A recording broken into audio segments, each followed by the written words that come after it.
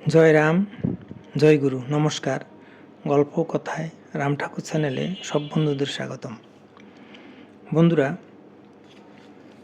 ভক্তের বাঞ্ছা কল্পতরু শ্রীরাম ঠাকুর, সে প্রসঙ্গে শ্রীমতী রেখাবর্ধনের সাথে কি হয়েছিল সে সম্পর্কে যে তিনটি ঘটনা হয়েছিল, তিনটি ঘটনার মধ্যে গত পর্বে আমি একটি ঘটনা আপনাদের সামনে তুলে ধরেছিলাম, আর দ্বিতীয় তৃতীয় এই দুটি ঘটনা সম্পর্কে এখন আজকে আমি আপনাদেরকে পড়ে শোনাচ্ছি।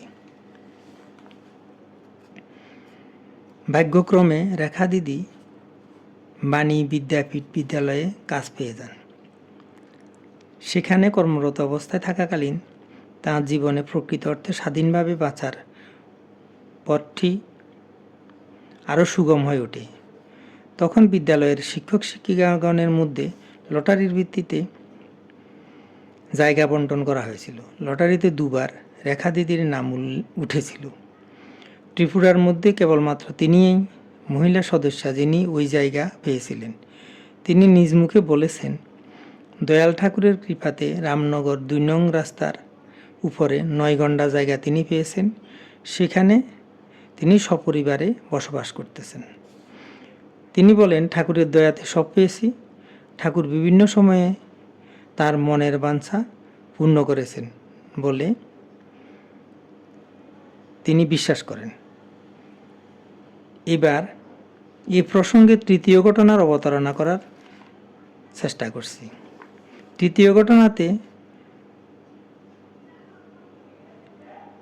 একবার রেখা দিদির বাড়িতে ঝুলন উৎসবের আয়োজন চলছে। উৎসব উপলক্ষে অধিবাস হয়। রেখা দিদির মনে হঠাৎ ব্যান্ড পার্টির বাজনার জন্য একটা বাসনা জেগেছিল।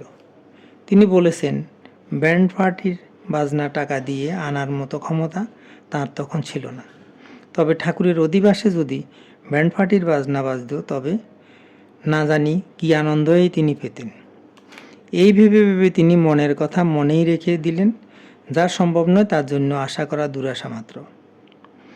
যথাসময়ে মহিলাগণ, কীর্তনিয়াগণ সহ অধিবাসের গঙ্গা আহ্বানের জন্য রওনা দিয়েছেন।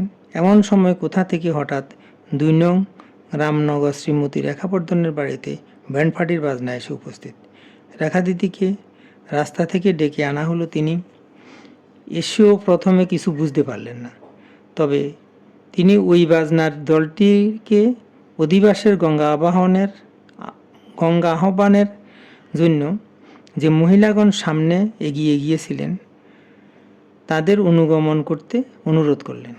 মহিলাগণের অনুগমন করে বাদ্যদল বাজনা বাজালেন ঠিকই, কিন্তু ফিরে এসে এর বিনিময়ে তারা কোনো পয়সা গ্রহণ করলেন না। সেই ব্যান্ড পার্টিকে জিজ্ঞাসা করা হয়েছিল, আপনাদের কে আসতে বলেছেন? তারা উত্তর দিয়েছিলেন, একজন বৃদ্ধ ভদ্রলোক। তারা আরও জানালেন যে সেই বৃদ্ধ ভদ্রলোক বলেছেন যে সন্ধ্যায় রামনগর ২ নং রাস্তায় শ্রীমতী রেখাবর্ধনের বাড়িতে ঠাকুরের অধিবাস, তোমরা সেখানে যাও। রেখা দিদি ওই বৃদ্ধ ভদ্রলোকের নাম জিজ্ঞাসা করলেন, কিন্তু বাদ্যবাদকেরা বৃদ্ধ ভদ্রলোকের নাম বলতে পারলেন না।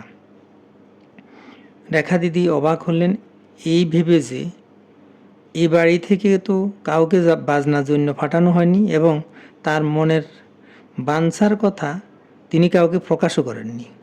তবে কিভাবে এ সকল সম্ভব হলো? এই প্রশ্নের সহজ উত্তর দয়াল গুরু শ্রী শ্রী সত্যনারায়ণের কৃপাভিন্ন অন্য কিছু নয়।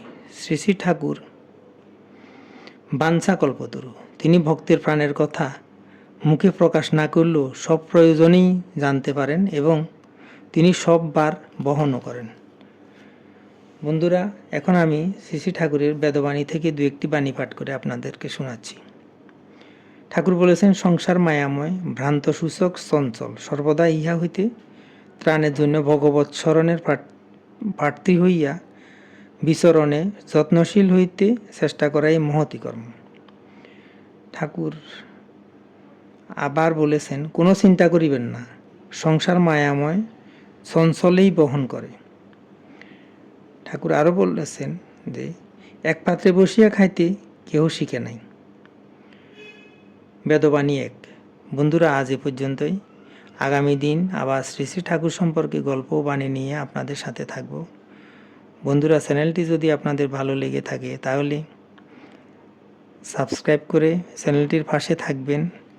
আর নতুন বন্ধু হলে সাবস্ক্রাইব করতে ভুলবেন না প্লিজ। আর চ্যানেলটির পাশে থাকবেন, বেশি বেশি করে লাইক, শেয়ার, কমেন্ট করবেন। ধন্যবাদ, ভালো থাকবেন। জয় গোবিন্দ, গুরু কৃপায় কেবলম।